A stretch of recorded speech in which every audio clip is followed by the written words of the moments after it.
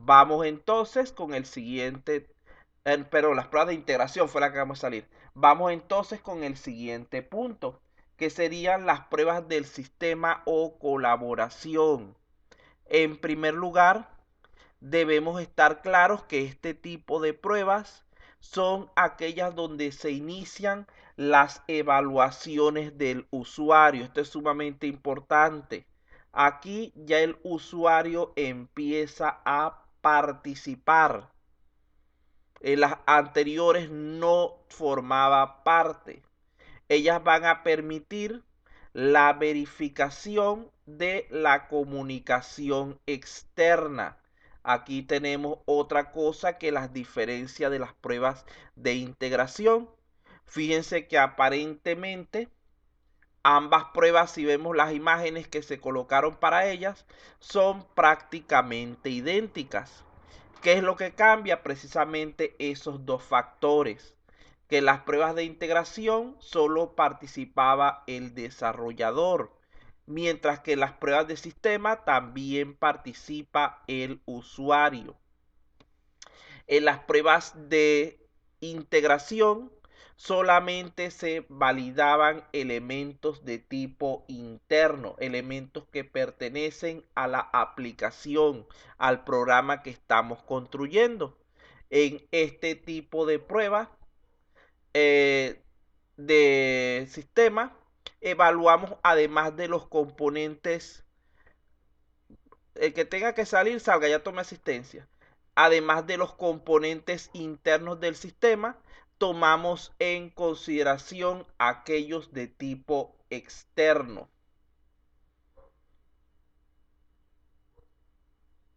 Entonces, por todo esto, a diferencia de las pruebas unitarias y de integración, las pruebas de sistema se realizarán siempre desde el punto de vista del usuario, ya no desde la perspectiva del desarrollador, y por lo tanto serán de caja negra.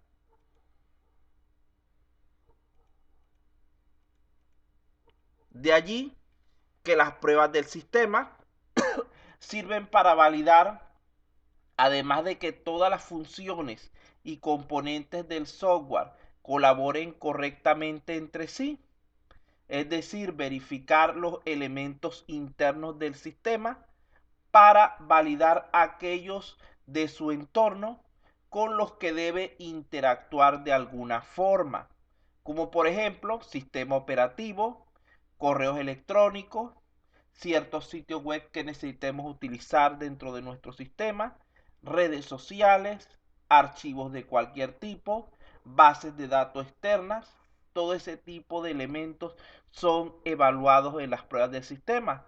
Aparte de esto, podríamos evaluar también la compatibilidad con dispositivos celulares, tablets, computadoras de escritorio, laptop, servidores, etcétera, que no pertenezcan en sí a la empresa, sino que sean del usuario.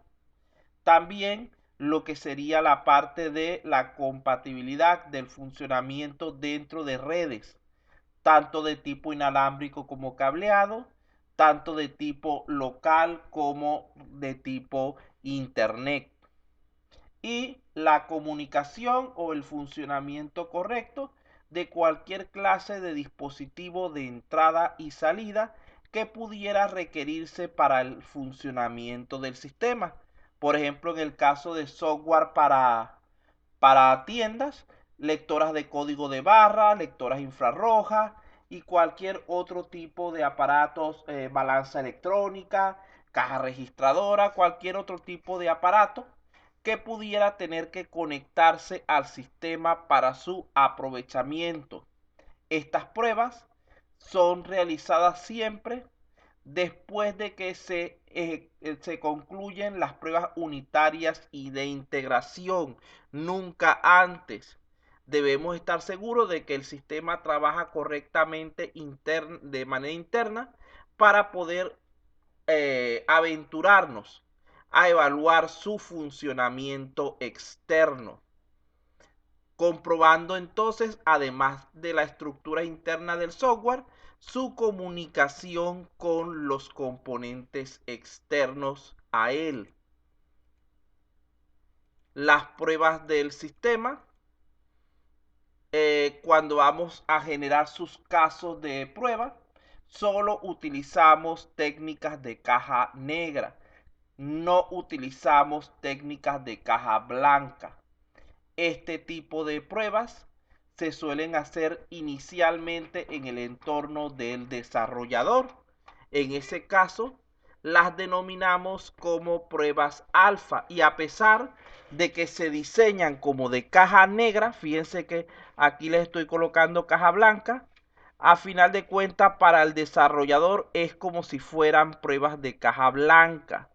¿Por qué? Porque él tiene el acceso a toda la información interna del sistema. Pero, repito, su ámbito, su manera de verla, la persona que está ejecutando la prueba, en ese caso es como de caja blanca porque él tiene ya la información a la mano.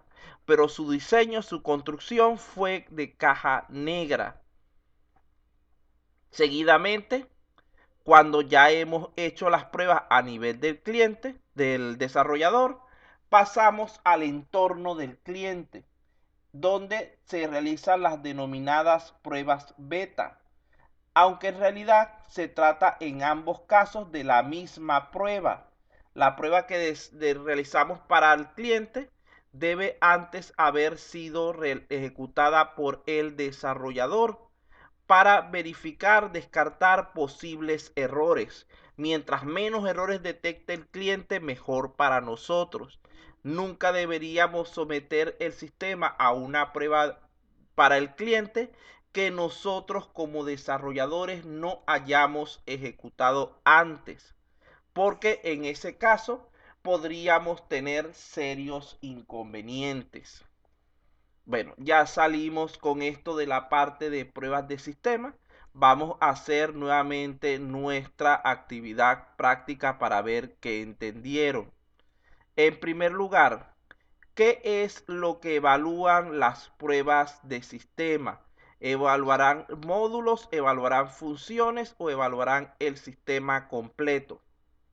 El sistema completo. El sistema completo, Sistema completo. efectivamente. Muy bien.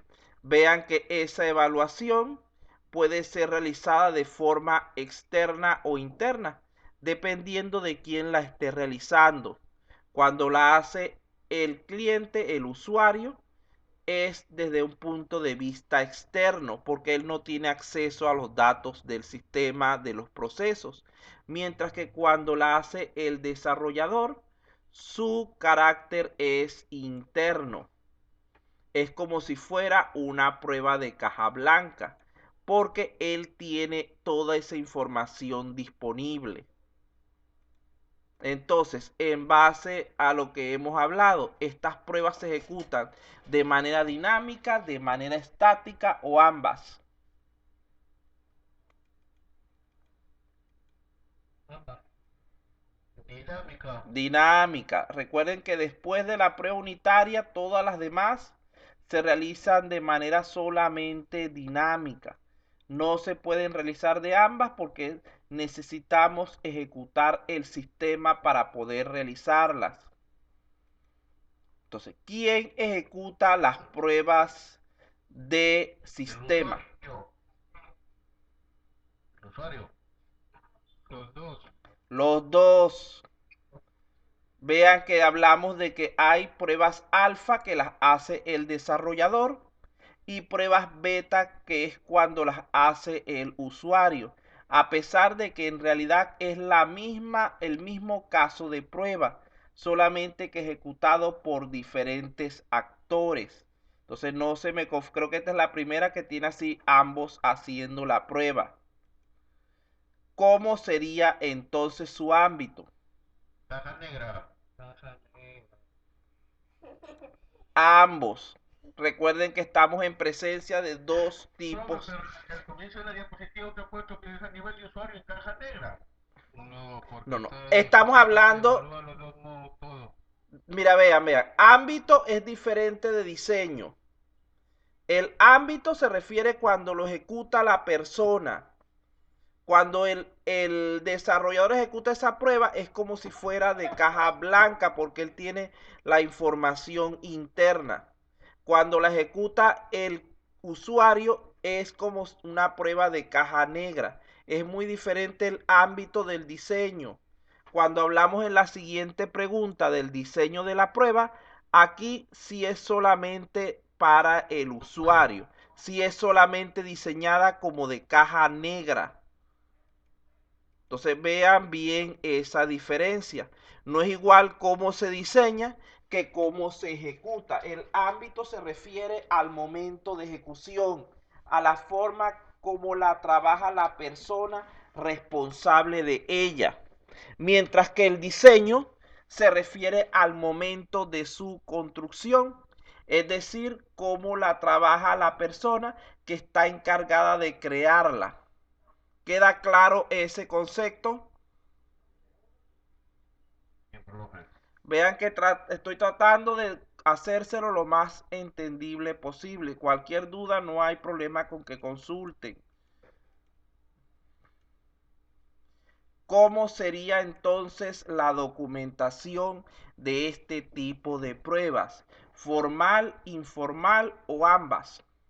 Ambas. Ambas porque Ambas. recuerden que la está ejecutando tanto el desarrollador como el usuario.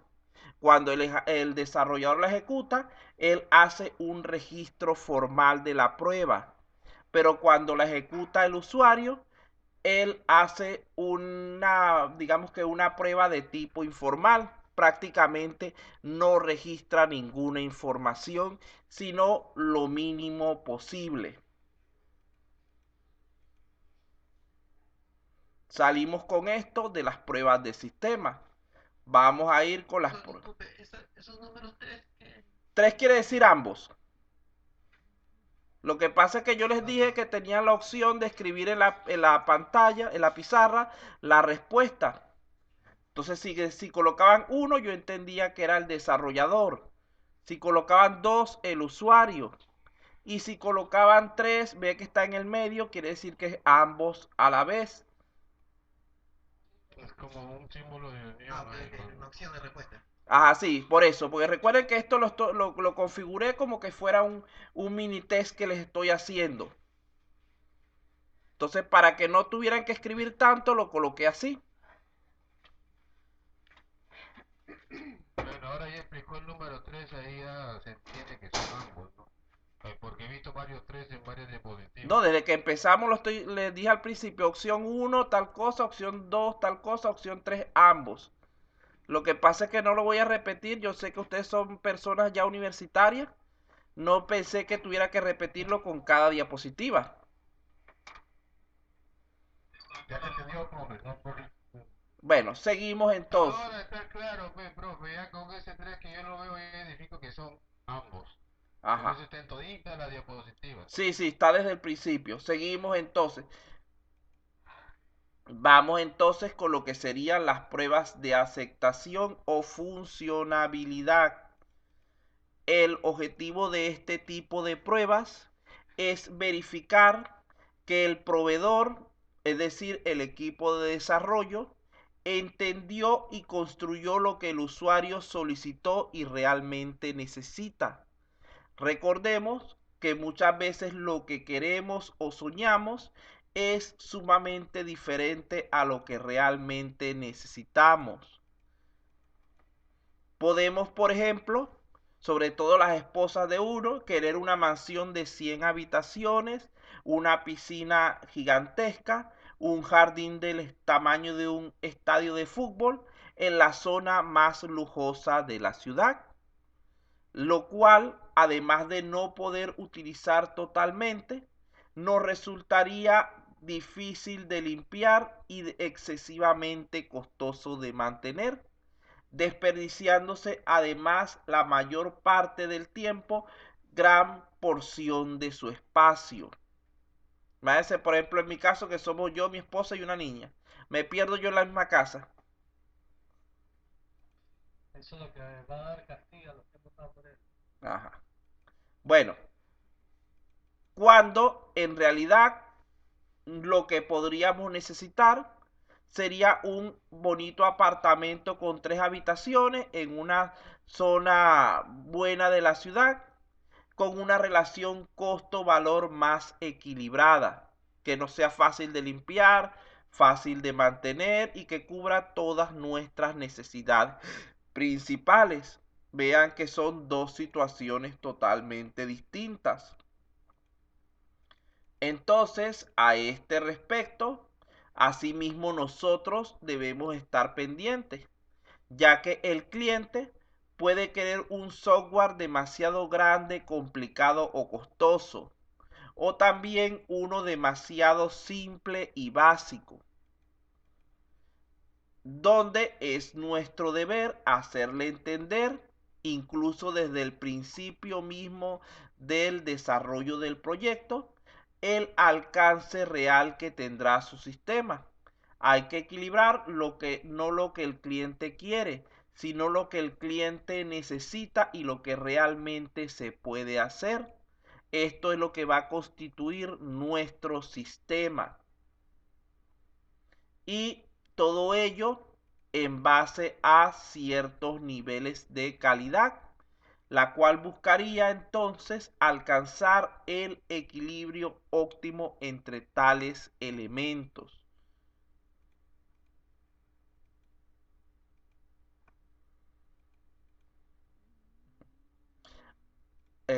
No debemos entonces exagerar proponiéndonos metas inalcanzables que terminen llevándonos al fracaso. Es decir, no debemos pensar en sistemas tan complejos que resulten imposibles, bien sea por cuestiones prácticas, por cuestiones de costo o por cualquier otro tipo de factor. Pero tampoco deberíamos ser tan mediocres y simplistas que terminemos no satisfaciendo las necesidades reales del cliente. Es decir, no debemos tampoco crear sistemas tan simples que terminen resultando inútiles. Hay que buscar un equilibrio entre ambos puntos. Aquí lo que corresponde entonces es pensar en la diferencia entre cliente y usuario. Es algo que ya ustedes conocen. Vamos a verlo rápidamente. No es obligatorio que el cliente sea la persona que utilice el sistema intensivamente.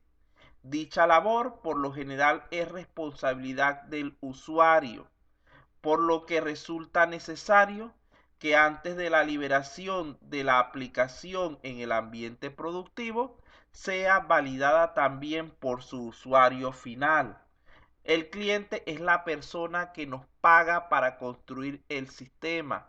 Es el dueño o propietario de la aplicación que estamos creando.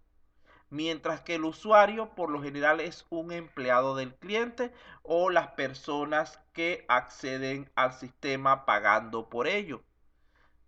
Quienes van a operar el sistema de manera continua y extensiva, quienes van a tratar de resolver sus problemas mediante dicha aplicación. El único problema que realmente quiere resolver el cliente es el de llenar más su bolsillo. Resumimos entonces lo que hemos hablado hasta el momento respecto a lo que es las pruebas de aceptación. ¿Cuál de los siguientes elementos sería evaluado por las pruebas de sistema de aceptación? El 1, el sistema, correcto. ¿Cómo es la ejecución de este tipo de pruebas? ¿Dinámica, estática Ambos. o a la opción 3, ambas? ¿Alguien más?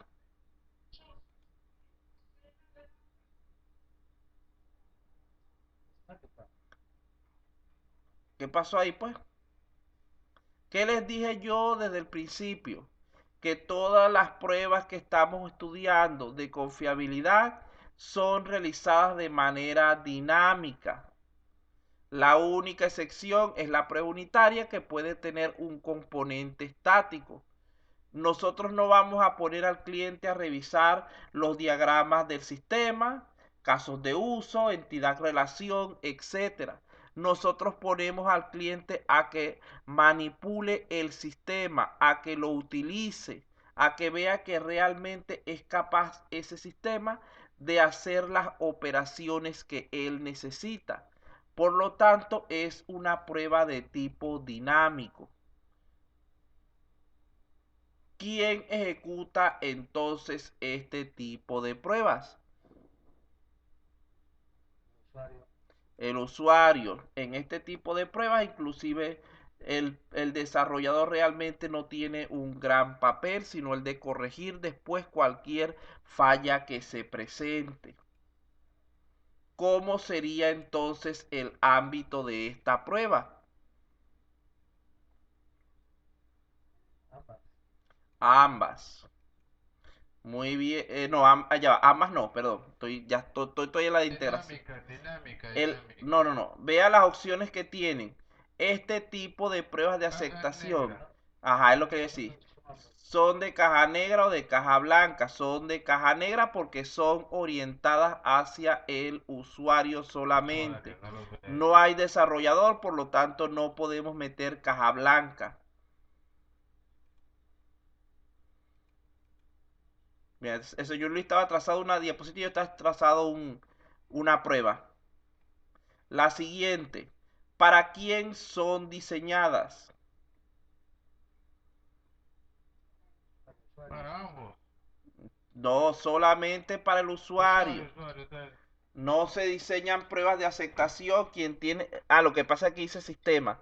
Aquí de decir aceptación, disculpe, me corrijan allí. Estaba mal, por eso dije doble, por eso. Y para ver la anterior decía también sistema. Aceptación. Aceptación. Fue aquí que me.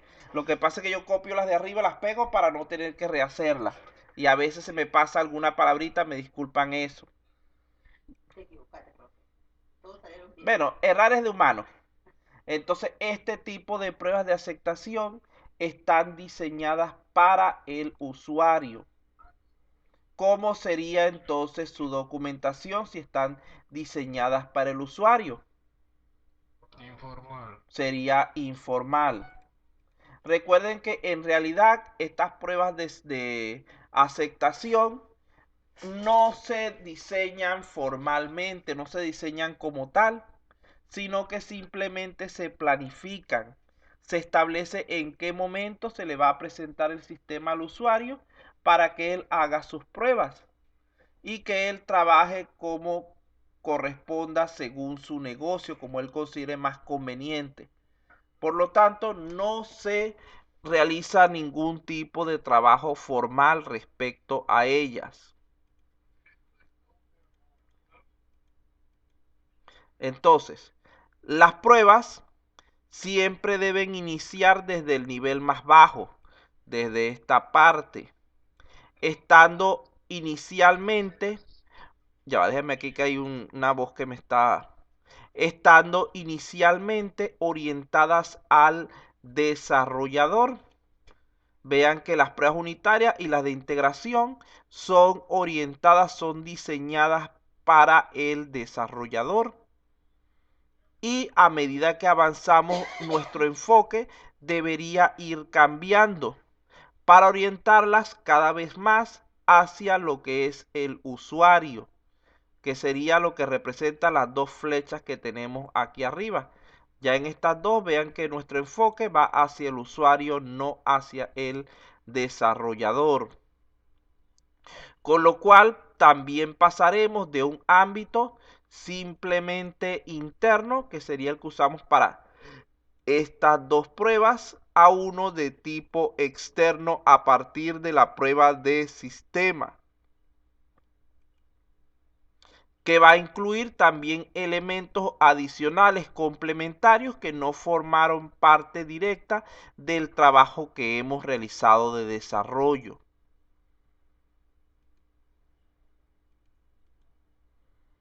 Entonces, lo siguiente que tenemos que hablar es acerca de las pruebas de regresión. Pruebas de regresión consisten en la repetición selectiva de evaluaciones ya realizadas a componentes que ya han sido validados. Después de haber detectado algún fallo, para determinar si los cambios que hemos realizado, las modificaciones, han afectado al componente de manera negativa o algún otro que esté relacionado con él. ¿Qué quiere decir esto? Nosotros comenzamos por aquí, tenemos nuestro sistema y le vamos haciendo una serie de pruebas. ¿Para qué? Para detectar errores y defectos y fallas.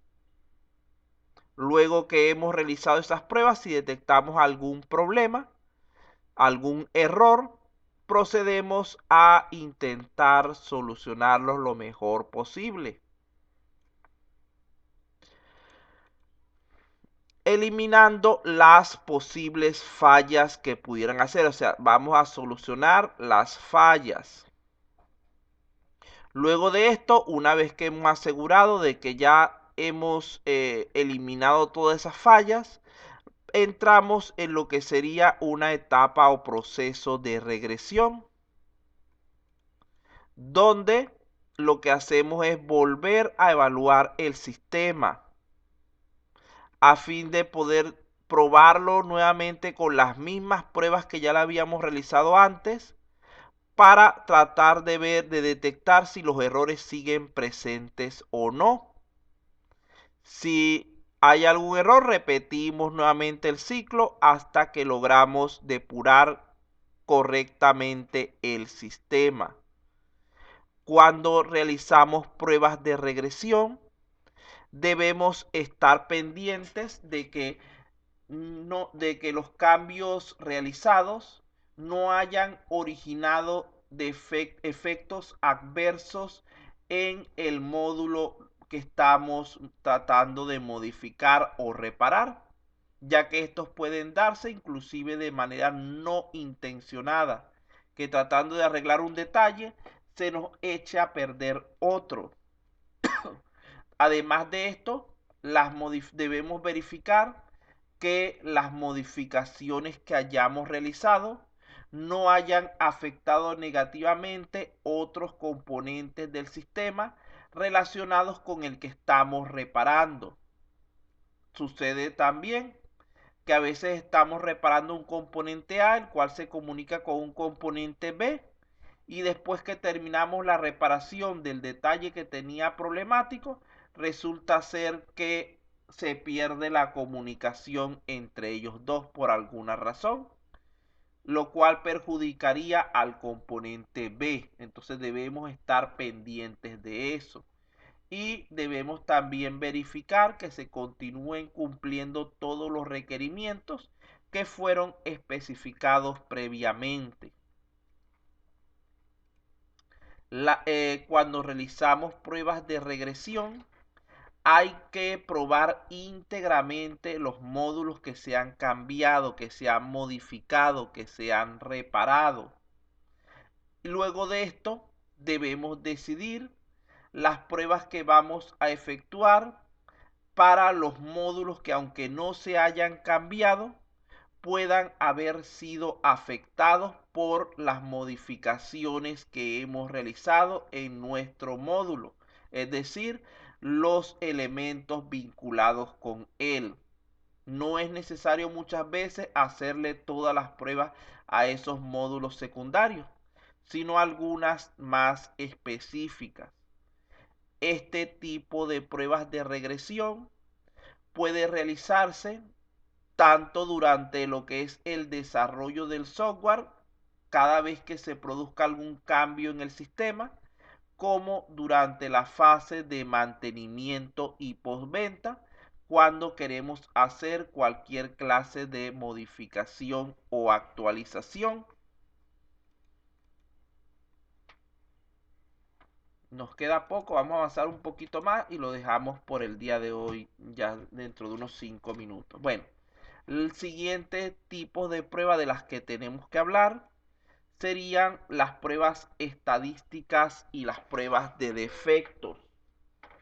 Cuando nos referimos a las pruebas de tipo estadístico, serían aquellas que se usan mayormente para el análisis de requerimientos no funcionales, como por ejemplo el rendimiento, la confiabilidad, etcétera, ya que permiten, diga, Para cambiar.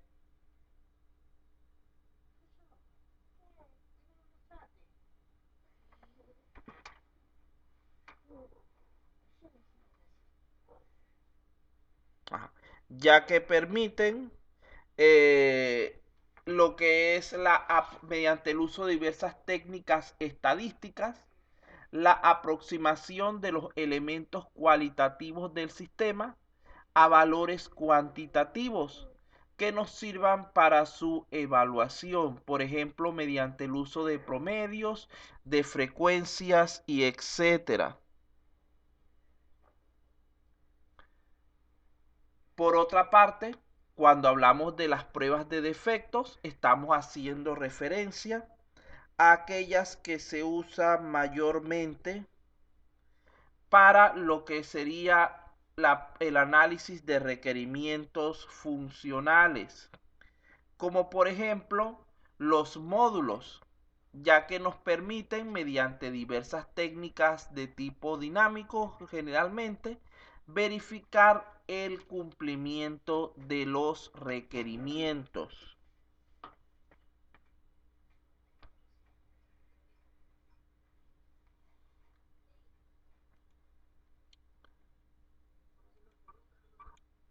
Recordemos entonces que la prueba exhaustiva del software es impracticable,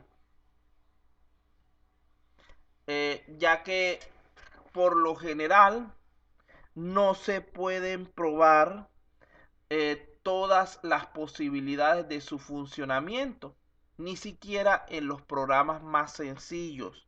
No, aunque nosotros no busquemos muchas maneras de poder revisar, de poder evaluar una aplicación, lo más probable es que siempre nos quede algún detalle que no podamos probar y que al cliente en el momento de su evaluación termine justamente utilizándolo. Además, no existe ningún software 100% libre de errores. Los sistemas son creados por personas y no hay persona perfecta.